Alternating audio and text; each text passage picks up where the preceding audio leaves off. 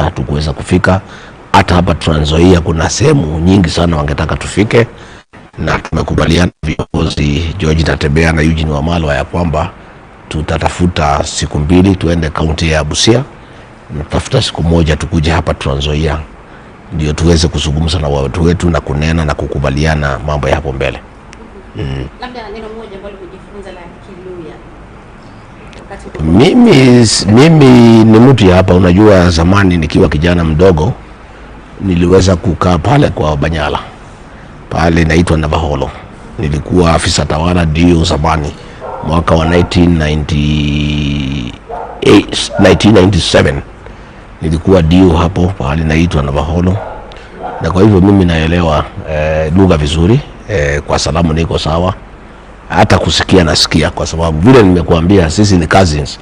Lugha yetu inapitana tu kidogo, lakini watu wakiongea Kiluya mimi naelewa. Na kwa hivyo nimeshukuru sana kuja hapa na kukaa na watu wetu.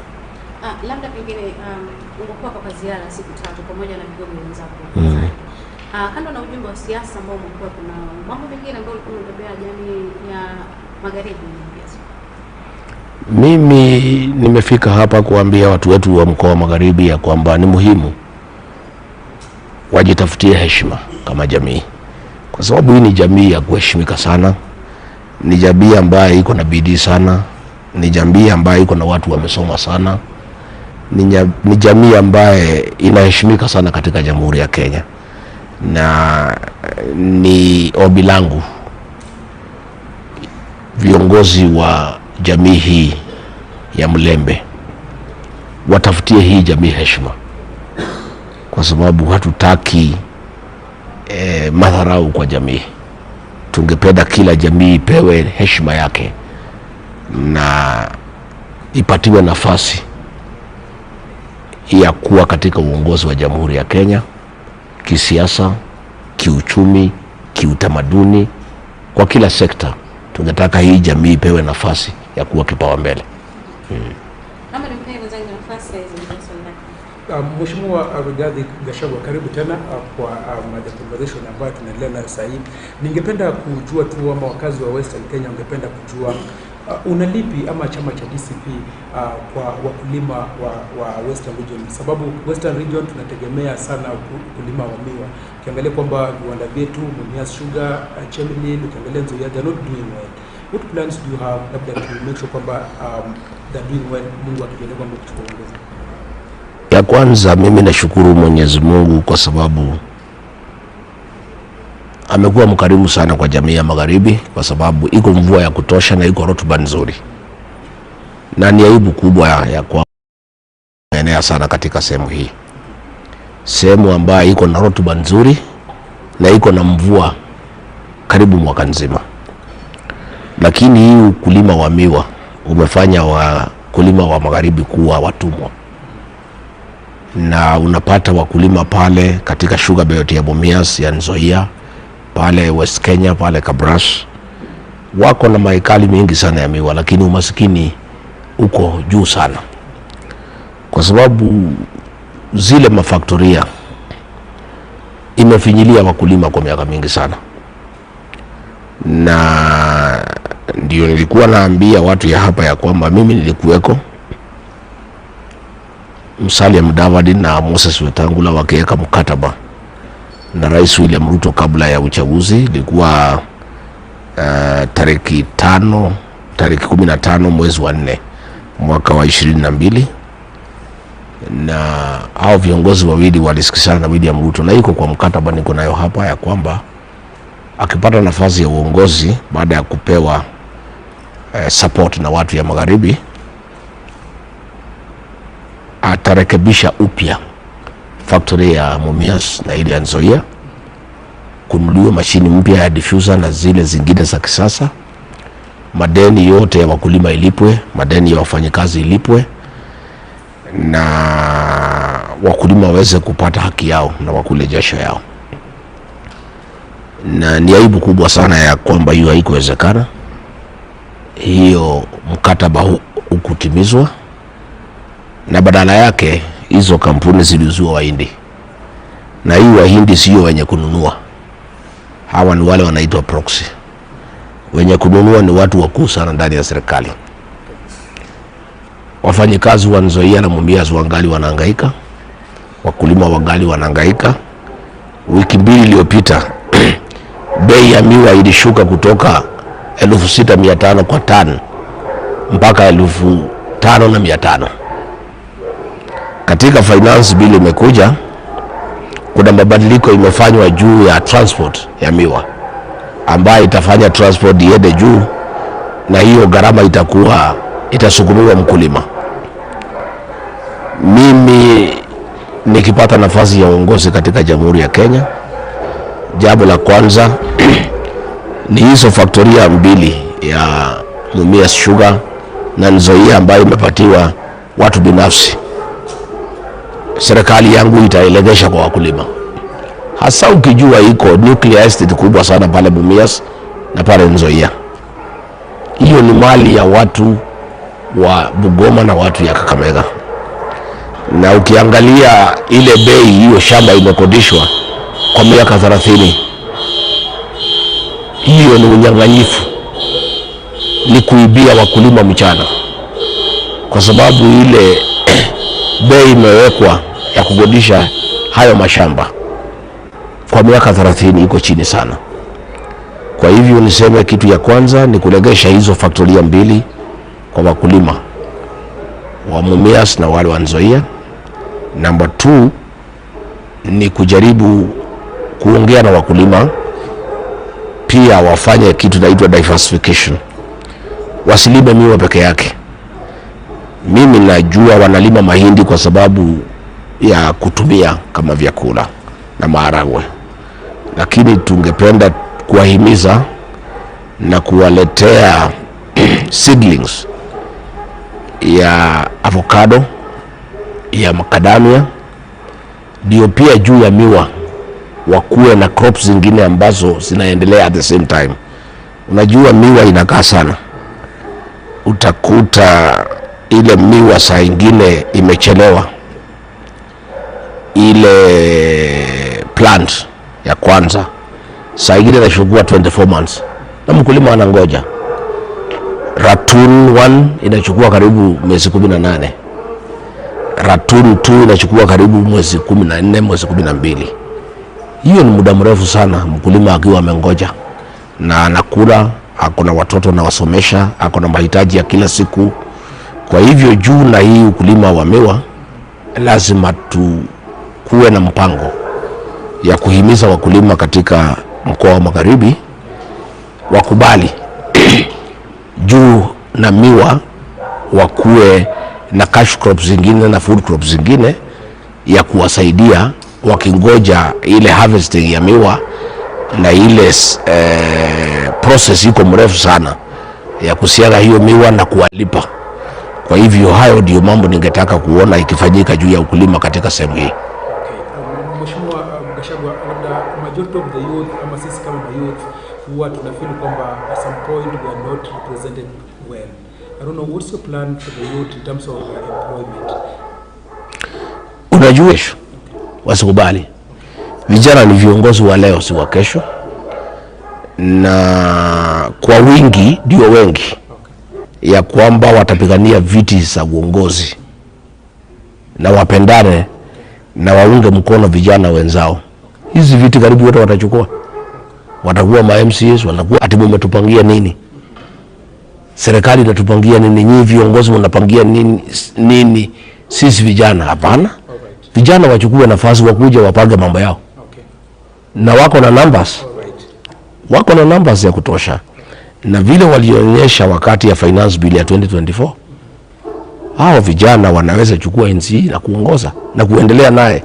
Kwa hivyo mimi naomba vijana wasikue kazi yao ni kuuliza ati watapangiwa nini na viongozi. Watumie wingi wao. Hao vijana wamesoma, wanaelewa mambo mingi hata kuliko sisi.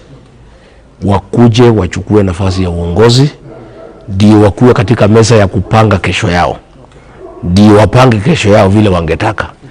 Na ndio katika chama changu cha DCP, katika national executive ya watu 36, watu 14, maofisa 14 ni vijana.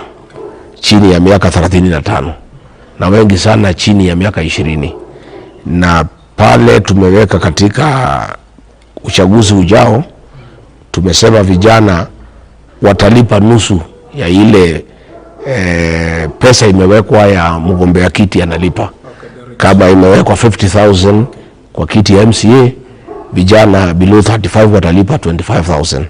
Ndio tuwapatie nafasi pia, tukijua ya kwamba hawana uwezo, hawana nguvu ya kutosha kushindana na wengine, lakini kwa sababu ni wengi sana, watumie nafasi ya kuwa hao ni wengi na pia kuwa wanaelewa na kuongea na vijana wenzao wapate nafasi ya uongozi katika Jamhuri ya Kenya. Ndio. Okay, swali la mwisho tu kabla sijapatia mwenzangu nafasi pale. Mheshimiwa, we are in a campaign mode, and I want to talk about the gunzi part. Of course, sahi tumekuwa na mambo na gunzi sana, watu wanaenda mazishi, wanaenda na magunzi nini, and it's really affecting people. What's your take on that? Unajua ile kitu naendelea ni aibu sana. Okay. Ya kwamba Rais William Ruto ameamua ya kwamba atatawala na nguvu na mabavu. Na kuna waziri aliteua kijana mdogo anaitwa Kipchumba Murkomen. Tangu huyo kijana achukue nafasi kama waziri wa usalama, hii nchi ya Kenya imechukuliwa na goons. Huwezi tofautisha nani goon na nani polisi. Goons wanatembea na magari ya polisi ile Land Cruiser. Saa ingine wanapatiwa mpaka tiangas na polisi. Saa ingine tumeona wakisindikishwa na polisi kupora mali ya wananchi. Jana tukiwa pahali naitwa Harambee huko Matungu, Governor wa kaunti ya Kakamega alipanga vijana goons kuchafua amani, kuumiza akina mama, kupiga watoto, kupiga vijana, na wakaumiza wamama sana pale. Na polisi wako tu na wanajua na wamenyamaza, kwa sababu huyu gavana ako pande ya William Ruto na amepewa nafasi afanye vile anataka katika kaunti ya Kakamega, ikiwemo kuleta wahuni, kuchafua amani na kutoa fujo. Tumekuwa na fiza mingi sana. Jana katika kanisa ya Austin's Cathedral pale jijini Nairobi, wahuni walivamia kanisa hilo na kuchafua amani, kupora mali, kuumiza washikadau walikuwa pale wakiongea mambo ya bajeti. Nimeona waziri akisema watakamatwa, na yeye ndiye mwenye kupanga. Ni kuhadaa wa Kenya. Waziri wa usalama ndio wahuni wamekuwa ndio wanatawala Kenya. Hata rais mwenyewe akitembea Nairobi anatembea na wahuni, wanapora watu wakiwa naangalia. Wahuni wameweza kuvamia makanisa ya PCA, wamevamia kanisa ya ACK huko Udhaya, wamevamia mikutano, wamevuruga amani, na hawakamatwi kwa sababu wanafanya kazi na polisi. Mimi niseme hili ni jambo la kuhuzunisha sana. Mwaka uliopita tulikuja pale Chwele na wahuni wakapangwa na Speaker wa National Assembly, wakapiga magari yetu wakisimamiwa na polisi. Hata polisi walikuwa wanawasaidia, wanawapatia cover, ndio wakipambana na hawa na wale wako pande yetu, polisi wanawasaidia. Mimi niseme hili ni jambo la kukera sana, na ni jambo ambaye inaweza kuleta furugu katika Jamhuri ya Kenya tukielekea uchaguzi, kwa sababu itafika pahali wa Kenya wakataa hiyo maneno na wachukue sheria mikononi mwao, na wakifanya namna hiyo kutakuwa na anarchy. Kwa hivyo niseme hiyo maneno ya goons ni jambo la aibu sana, na tunaanza kufikiria. Unajua mwaka uliopita 2 years William Ruto alipitisha maafisa wa polisi waende huko Haiti kwenda kusaidia watu ya Haiti kupambana na majangili na wahuni ambayo wametatiza amani katika nchi hiyo. Lakini inaonekana hawakuwa wameenda kusaidia watu ya Haiti, wanaonekana walienda ile kitu inaitwa benchmarking, ndio waelewe jinsi ya kufanya kazi na goons. Kwa sababu tangu officers yetu ya polisi waende Haiti, ndio goonism imeongezeka Kenya, na ndio polisi wamekuwa na ushirikiano mkali sana na wakaribu sana na wahuni. kuangaisha Wakenya. Kwa hivyo niseme ni jambo la kuhuzunisha sana na ni jambo ambayo haifai katika karne hii ya 21. Labda pengine kabla sijapitishia